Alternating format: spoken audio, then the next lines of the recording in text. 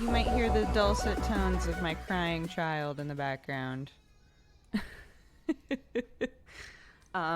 Sorry that I'm so late. Oh, Jesus. How's everybody doing? How's life? How's things?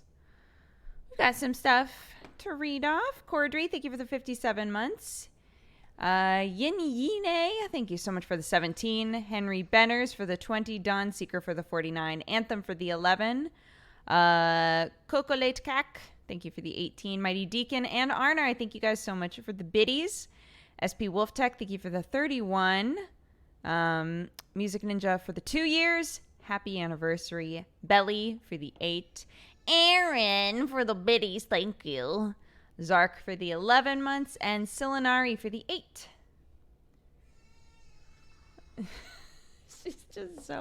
She's so mad. Oh my God.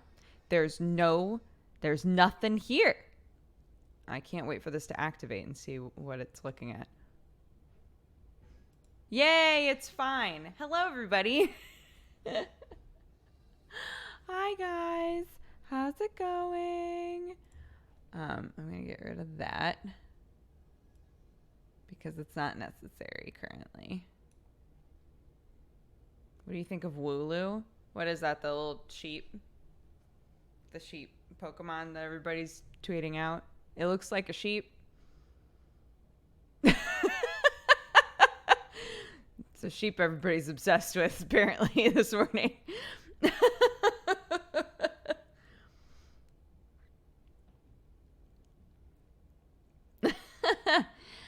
Nave, thank you so much for all of the biddies. Thank you, thank you. I have no idea about Pokemon. Yeah, there's a one that looks like a sheep, and then there's one that's like a crow in armor. There was one that was basically like Pokemon Sif.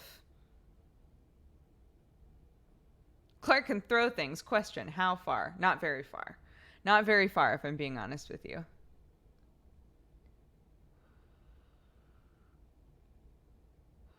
Knife Doggo. Yeah, Pokemon Sif. Did you do your reading yesterday? I did. I only did like 20 pages, but I did do my reading yesterday. The book... War of Art, so far, is like... kind of, it's a lot of like rehashing the same stuff over and over again. The concept of War of Art, right, is that everybody has something that deep down they feel that they're supposed to do. Like, not in terms of like, man, I should really pay the utility bills, but like, I would really love to be an artist, right? That kind of a thing. And his claim in this book is that the scarier that something is, the more gratifying it would be for us as a human to go for it and to pursue it, even if we fail.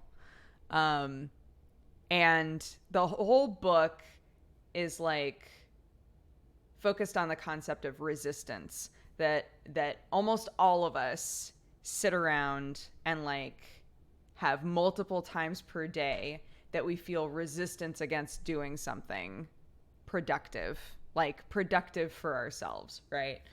Say that like, I really want to cook something, but there's like all of these reasons that I come up with for why I'm not going to cook anything. I daydream all the time about being able to bench however much weight. But there's all of these reasons that I put in front of myself for why I can't do that. Well, I've had a baby. It's really hard to get to the gym. Well, you know, I haven't been eating right. Like, if I'm not also eating right, then like, what's the point, right? Like, you come up with reasons to not do things that you daydream about, basically. And why don't we pursue those things? And what sort of things do we do to kind of like try and fill the void that are for the wrong reasons? Yeah, it's like that kind of a book. But so, like, I don't know how I feel about it because it literally just like keeps saying the same stuff It literally keeps saying the same stuff over and over again, right? It's like, this is a form of resistance. This is a form of resistance. This is a form of resistance. This is a form of, like, that's the whole book so far. And I'm like 70 something pages in. And it's basically just like going through all of the different ways in which we procrastinate against doing what we, you know, if in a spiritual sense you want to say are meant to do, or if you want to say in like just a human sense, like what I feel would be most fulfilling for me. Yeah. So that's what the book is so far. And so I'm not really sure how I feel about it. Like, it's definitely one of those books where there's truth to it, for sure. Absolutely. And parts of it can be written in a way where I'm like, that is actually like a very poignant thing to read. But to have it like steeped in a lot of the same makes it less enjoyable as like a reading experience. Does that make sense? It's called War of Art.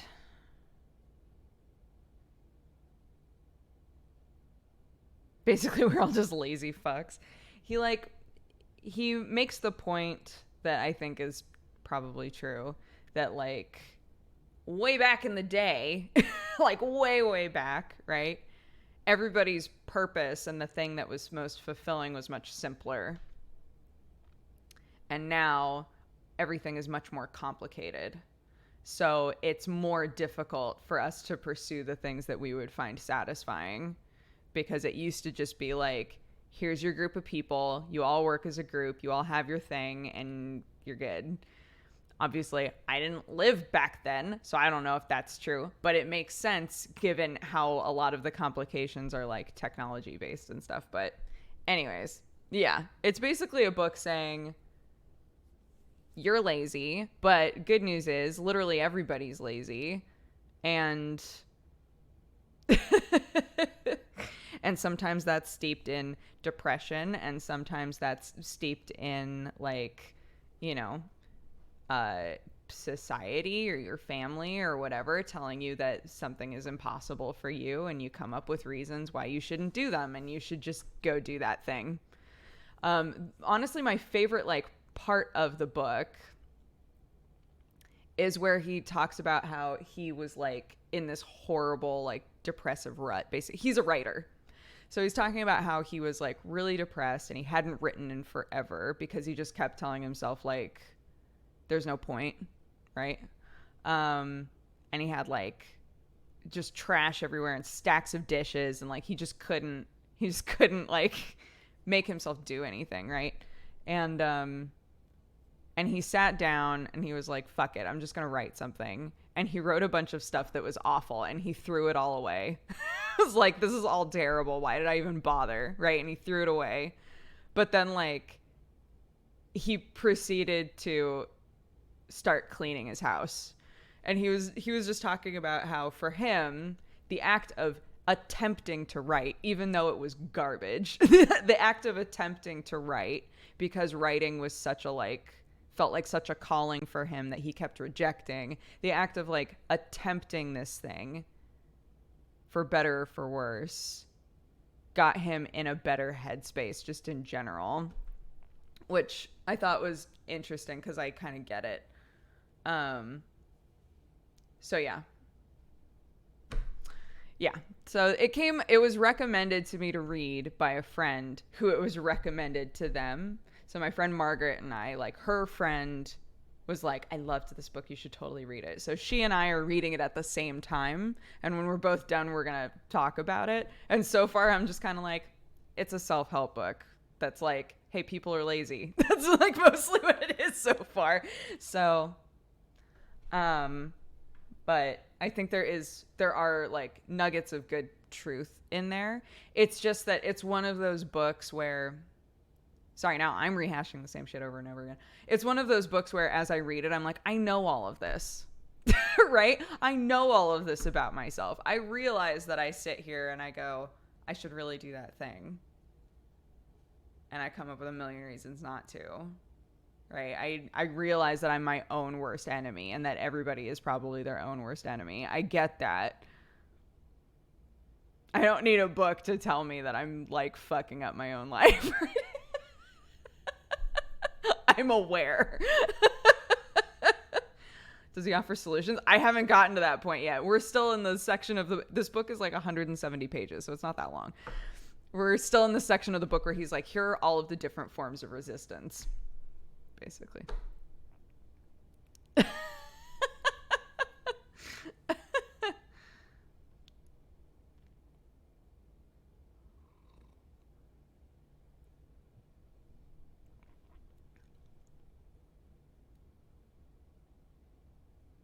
But yeah, a lot of self-help books are pep talk without a lot of actionable advice. Welcome, yeah, it felt like he had a turning point in his life, right? This is good that I'm talking about this now, so that when I talk with Margaret, I can be like, yeah, here's all of my very poignant thoughts on this book. It felt like he had a turning point in his life, right? Like the very beginning of the book is him outlining what his day is like and how he works in complete focus for only a few hours, but he allows himself to just be happy with like, I did the thing, right? And then he does all of the like normal day stuff. He does stuff around the house. He like sees friends, whatever. So from the get-go, I'm going, not everybody has the sort of job where they can just be like, I'm going to work really hard for 4 hours and then be done. Because in his perfect world, in his like perfect version of the universe, everybody is pursuing something on their own and is self-employed and has like this passion and is doing their passion and is fulfilled. Right? And I'm like, that's not what the world is like, though. Like, that's not what the world is. So yeah, he's in the book. He's basically describing like, I was in a bad place where I felt like I wasn't pursuing what would make me happy.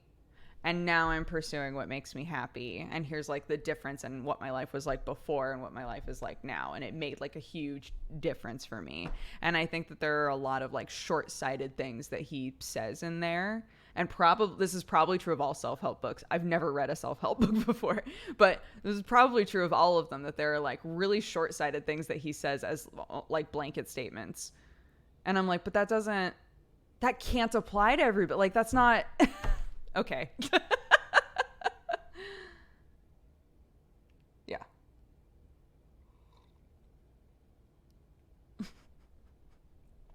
Just stream really hard for 4 hours. I mean, that's what I do. That is what I do.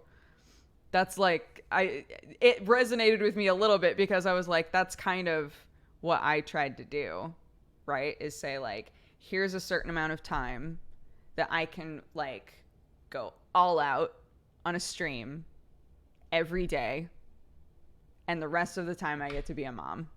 That's literally how I set up my life.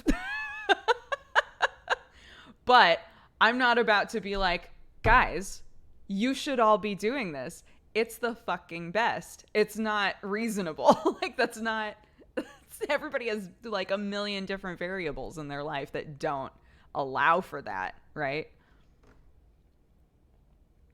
Anyways.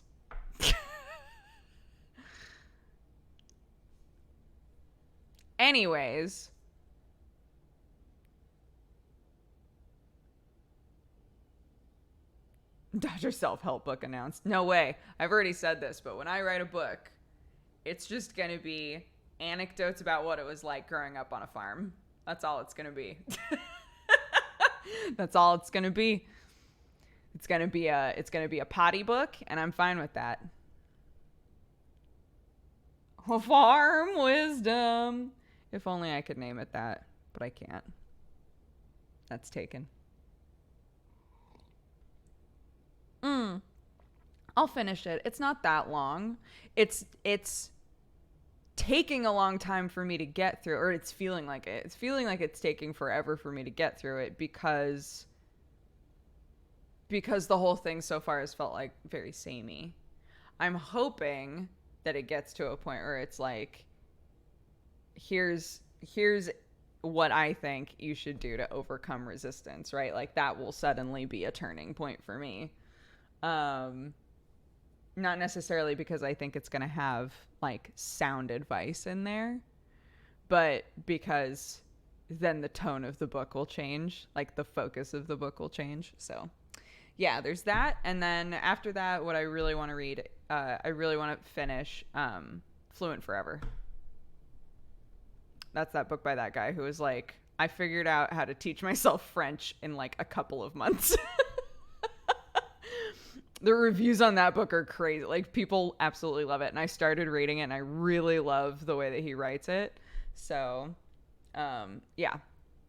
That's the next book that I want to read. I already own it, and I've started it. I just haven't finished it. So this is kind of like this challenge for me is a force for me to sit down and finish books that I've already started before I like move on to a new thing. It's called Fluent Forever. Yeah. So this is another book where I'm going into it with a grain of salt, and here's why. It's because he wanted to be an opera singer, is an opera singer, and was told, if you want to really take this seriously, here are all of the languages that you have to be fluent in, basically. They were like, there's opera written in so many different languages, you have to know those languages. If you want to be like a premier, you know. So he was like, fuck it, okay. And he like long ways like went and lived in a couple of different countries to learn Italian and learn German. So he did the like full immersion thing. And then he needed to get into a program. I'm like paraphrasing this whole thing and probably fucking it up, but basically he like needed to learn French in order to like get into a program to like finish all of the languages that he was instructed to learn, to be like competitive in the opera scene. So he fibbed on a test, I guess. No, this is literally like the very, very beginning of the book, Phantom. Like, I haven't I haven't read beyond this, but like he basically talks about he like went online to take the placement test for this French program, and he cheated on it. And it was like, oh, great, so you're an intermediate French student. And he had never, ever spoken French in his life. And was like, fuck. And they were like, just to make sure that you didn't do anything weird, like cheat on this test, we're going to have you come in and have a full conversation with one of our professors. And he was like, fuck. So he taught himself French. He like went through all of the different programs to like that were like, here's the quick way to learn French, and he picked and chose like the elements of it that felt the most like immersion for him, and learned French, went in, had this conversation with the professor, and was placed in advanced French. So you understand now why I'm going into this book with yet more grains of salt. I'm covered in salt by this point. It's because he had already learned multiple other languages. So he's going at it from a place of more knowledge than, say, I would be. Right? So, anyways, I want to read it anyway. I really like the way that he writes. I think that it's very like conversational, right? So I'm excited to read more of that. I'm just not reading it thinking to myself, once I'm done with this book, I'm going to become fluent in 8 languages. It's called Fluent Forever. It's a good story though, right? It's a great story. If you think the current book is dull and samey, why not drop it? Because I'm reading it with a friend. A friend of mine and I are both reading it.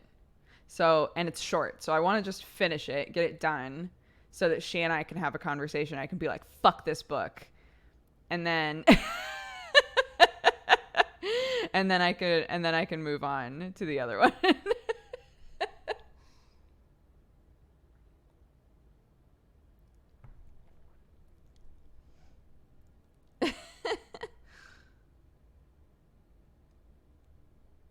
Mutual annoyance, the best conversation start. I mean, maybe she loves it. I don't know.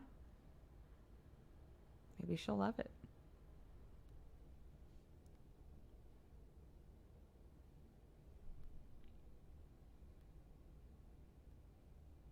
I first heard fluent for Ember, and I was so confused. Who is Ember? I'm just trying to get fluent for my friend Ember. Thank you for going over their story on MangaPod. I love that manhwa. Oh my god. So it turned out, yeah, their story is great. I love it. It turns out Aaron and I kept going, this is so weird because the art in their story is so reminiscent of 19 Days, which is another one that she and I both read. And we were like, but it's not the same because the artist or the writer for 19 Days is Old Jen, and it's not the same person for their story.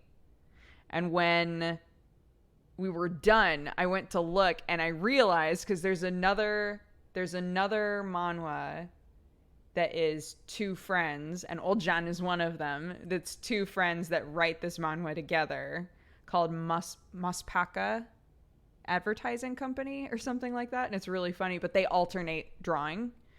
And so their styles are super similar. And I realized, like, holy shit, it's the other person. It's the way they look so similar because they literally write a manhwa together. So it was like 5 minutes after we had finished MangaPod, and I messaged Aaron and I was like, I figured it out. I've cracked the fucking code. And then my internet died. So imagine Aaron getting an all caps message from me that said, I figured it out. And then nothing. So I finally came back and she had been like, you figured what out? What do you mean? What did you figure out? Manga is specifically referring to comics from Japan. And then manhwa, depending on how you spell it, is either Korean or Chinese. So their story and 19 Days are both Chinese webcomics. Yeah. But their story was fantastic. I really, really loved it. Super, super cute. The humor is so spot on. The art is great. And yeah. Removed for your knowledge. Shit. Monfra is French comics.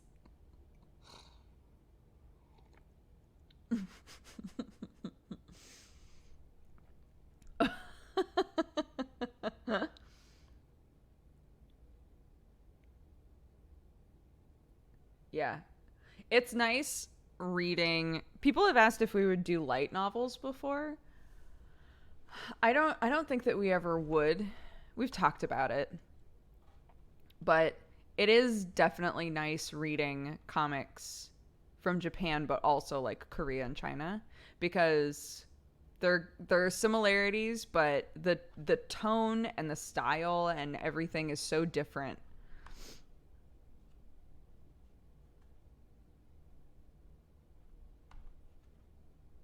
I've been trying to find good manhwa. I'm learning Mandarin. Are there recs for it on MangaPod? I think that their story is the first manhwa, like the first Chinese comic that we've read, I think.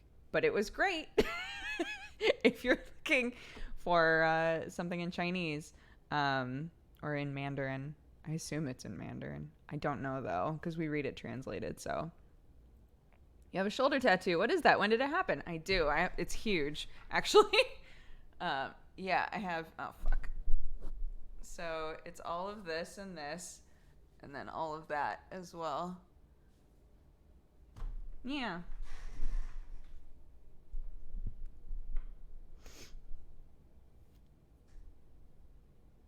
Thank you. Yeah, I love it. I love it. I look at it all the time. I was talking about it with Aaron Umatani because he was like, yeah, I kind of go by the school of if I'm going to get a tattoo that I'm really excited about, I need to put it somewhere where I can look at it all the time because, you know, at the end of the day, the tattoo isn't for everybody else. It's for you, right? Like you're stuck with it forever. And I was like, that's so true. Cause I literally like sit here all the time going, I do this a lot. Like I like have to like, like pull my arm around to look at it, but I love it. I haven't had a single moment of regret getting it.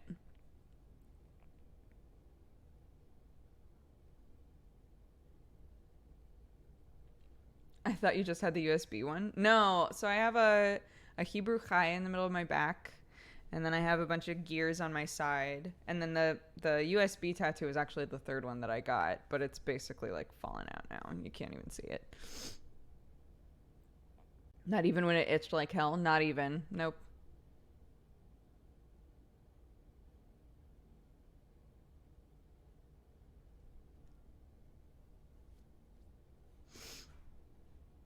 Like Ko's tattoo? I don't know what Ko's tattoo is.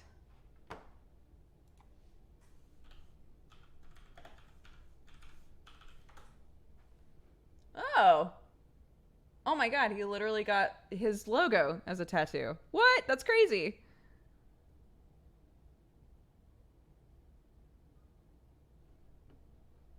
That's fucking cool, man.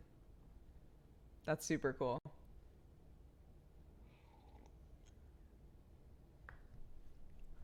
It was a charity goal. Man, he got it big too. That's awesome. Need to replace the USB one with Bluetooth slash wireless. I mean, I guess I could. The actual line is still technically there in white. And if you really squint, you can see the arms on it. But really, like, no one would look at my, like, glance at my hand and think, oh, she's got a finger tattoo. Like, it's so faded.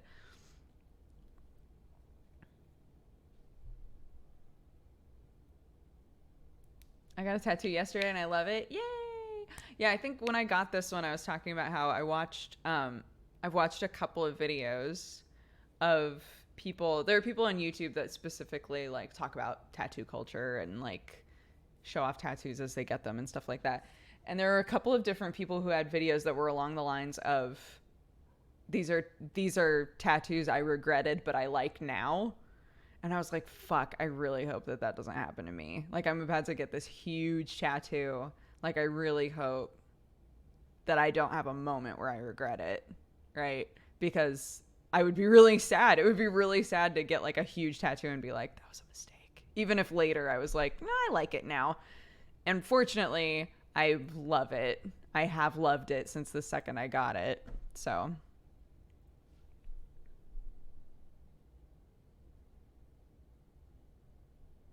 finger tattoos can be so pretty. They're so finicky. You use your hands so often. The skin sloughs off constantly, right? So like people have to get like on the side, if you get tattoos on the side of your fingers, typically you have to get that stuff touched up like so much. Are finger tattoos more painful? I don't remember this being more painful, but it's also the smallest thing I've ever gotten, so so it might have been extremely painful, but it was short, so I'm like, yeah, it wasn't so bad. I honestly can't remember. You can get custom press-ons or fake tattoos to try out designs you like. Yeah, you totally can. Inkbox does that now. If you guys remember 2 vlogmases ago, I tried out an Inkbox tattoo, which is basically like it's like a 2-week tattoo thing, where you like put this thing on and then it's like a temporary tattoo that just like is there for a couple of weeks and it doesn't wash off or anything. That was super cool. And they have a system in there now where you can literally like load in an image. So if you had like a picture or an image or a character or whatever that you wanted to try out, you could do that. They also have a system in there now where like people can submit tattoo designs, so you can be like a designer on their website and make money off of it, which is cool. Like they're expanding the way that they do that stuff. But it's very like, um, it's really like silhouette based. A lot of it. It has to be like simple designs, I think.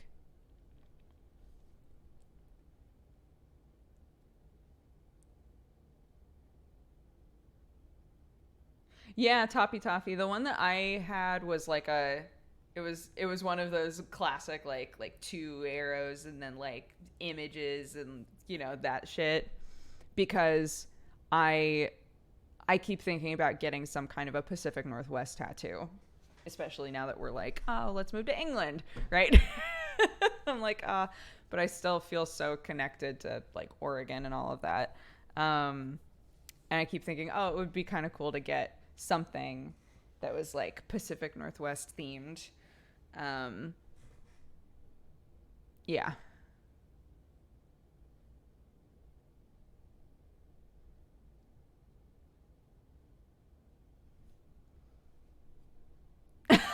Edward. Yeah. Uh, I, my parent, I didn't hide this from my parents. I didn't like pretend I wasn't getting it. I told my mom straight up, like, I'm getting a big tattoo. And then I got it. And then I had a phone call with her where she was like, it's very big. And I was like, it is. And then when I went to hang out with my parents, neither of them like even mentioned it. It was my aunt and uncle that brought it up. But like it's big enough that like if I'm wearing a t-shirt it peeks out, right? It's not like it's not hidden. Um so yeah, that was that was like my parents' way of dealing with it. It was just like, you're a good kid and you do what you want to do. It's fine. But like we're not fans of tattoos, but it's whatever.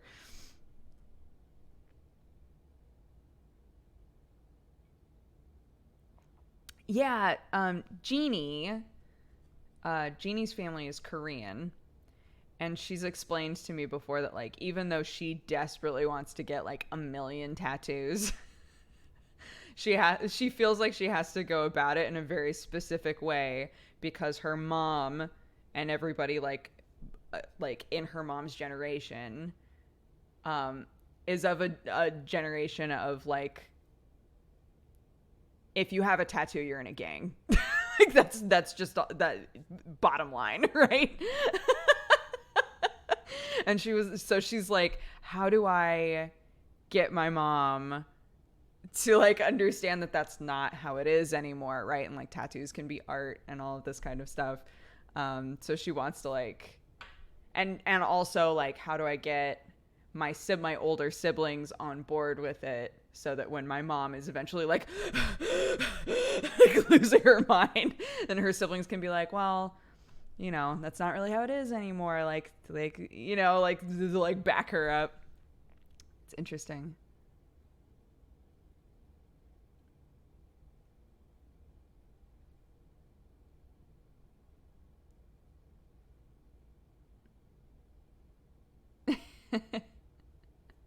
Yeah. Well, and it's also funny because there are so many like incredible tattoo artists in Korea. I follow a ton of tattoo artists that are specifically in Korea. So Jeannie keeps being like, "Yo, we need to go on a Korea trip and get like 8 tattoos while we're there." But I find it interesting that there's so many people there that are like, no, tattoos are evil. And yet there are all of these tattoo artists that are doing like really detailed, like beautiful stuff.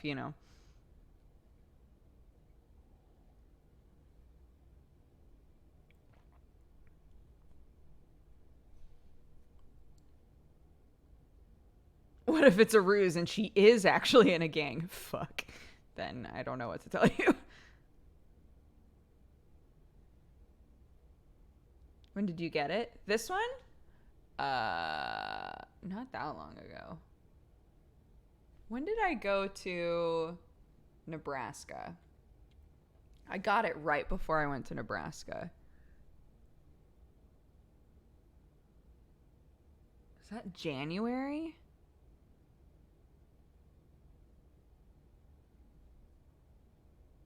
That seems right. So like 5 months ago, 4 or 5 months ago.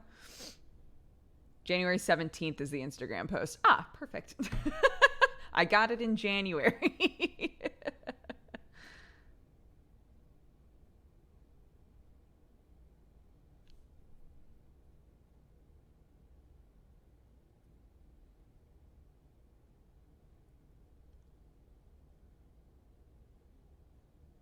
When Chad knows more about you than you do.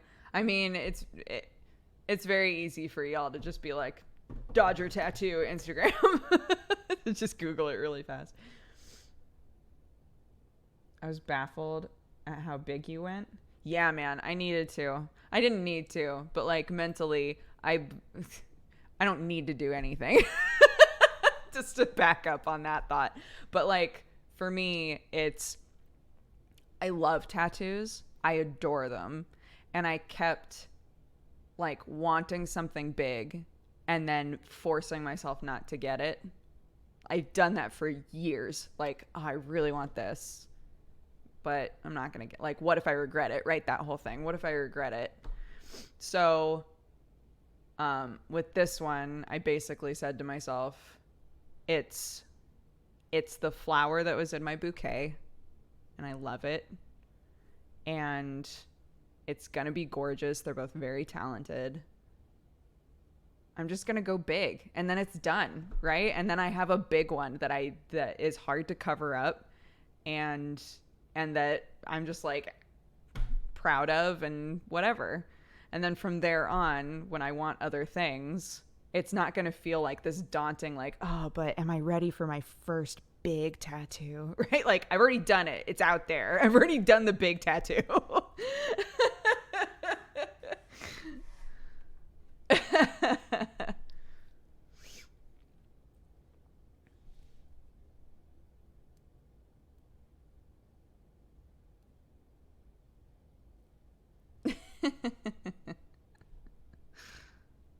Arnar linked it so it was quick. Oh, there you go.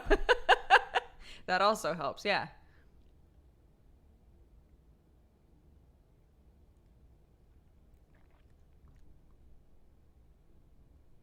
I'm going to run out of coffee really soon.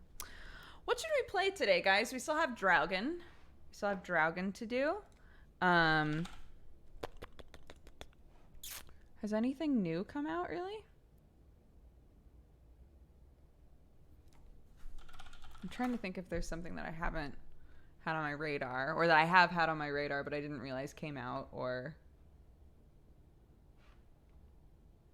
Yo, that Warhammer banner looks rad as hell. Not because I love dwarves, but because I love dwarves. Reventure. Ah, Bonecraft. There we go. That's the one. Sexual content, nudity, indie. Sure, Bonecraft. Yep, let's play that.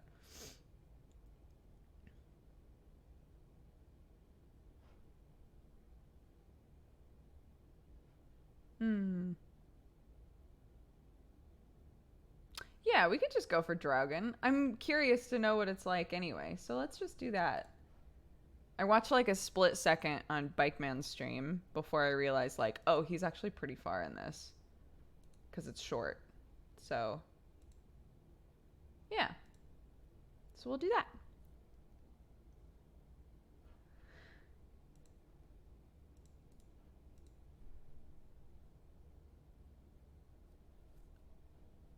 Reventure looks like a fun, cute game. Yeah. The assets on it remind me of Super Mario 3 or 2? One of those.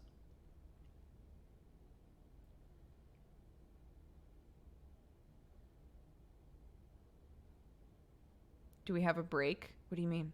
Do you need a break? I got here late. We've barely streamed, really.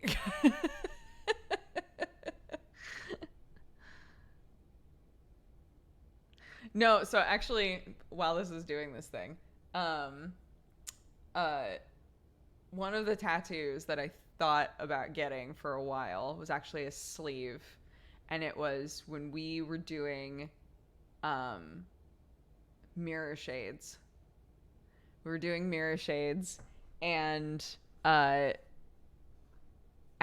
had talked about this character, this elf character, who had sleeves of like a war with elves. So it was just like a bunch of elves in like badass armor, like fighting. And I was like, that sounds rad. And I was like, yo, what if I just got that? But that was one of those ideas where I was like, this isn't like based on anything that I like legitimately want on my arm for the rest of my life. It just sounds cool.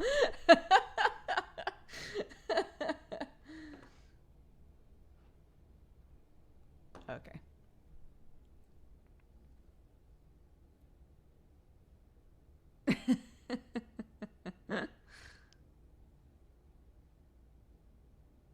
Okay. While this is installing, I'm going to read off the rest of the event list and then probably heat up what coffee I have right now. Knave and Milk Sniffer. What a great name. Thank you guys so much for the biddies. Tiamanti, thank you for the 54. Firamus for the 18. Twinkly Milk, thank you for the 3. Why is milk a theme today? What's happening in my chat? Malcorpse, thank you for the 15. Kachel, thank you so much for the 9. Happy Twitch, baby. Mocha Choco Cat, thank you for the 15. Knave, thank you again for the biddies. Zanzan for the 22. Jag for the 28. Flixer for the 35. Saratopia for the 6. Bubbly for the 10. Leofstan for the 32. Aglovale for the 5. Wolfine for the 4. Stampeder for the 51. Mew for the 15. Omnimon for the 45. Juniper Berries for the 3. Divine Evil, thank you very much for subscribing. Welcome to the Cat Gang. Persephone Pumpkin, thank you for the 10. Ranulph for the 1 year. Happy anniversary. Reginald, thank you for the 18. Zingatorix for the 61. The Amnet for the 17. Real Rasky, thank you for the 25. Avi, thank you so much for all of the biddies. Quaffman Dan, thank you for the 10. No One's Minion for the 18. The Real Al Gamer, thank you for the 27. I really want tattoos, but I have no money, and my dad will kill me. I'm happy that I waited, so don't worry. You got time. It's all good. 667 Warwolf, thank you so much for the 38. Dmitry Shostaborovich, thank you for the 21. Stay Top Jen, thank you for the biddies. Harem Minat, thank you so much for subscribing. Welcome to the Cat Gang. Thundaga to the Heart, thank you for the 29. Arnar, thank you so much for the biddies. And Croatian, thank you so much for the 2 years. Happy anniversary. Thank you all so much.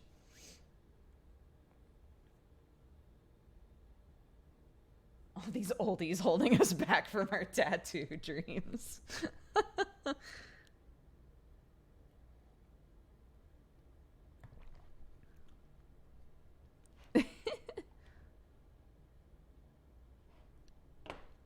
Yeah, how do you get the new Pride emotes?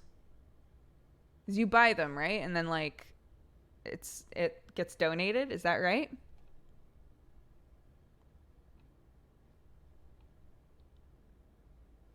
You cheer above 200 bits at a time. I can't cheer in my own chat. I'll do it in Sam's. And I'll get those wings. I'll get those Pride wings. Okay, super quick break, and then we'll play Draugen, okay?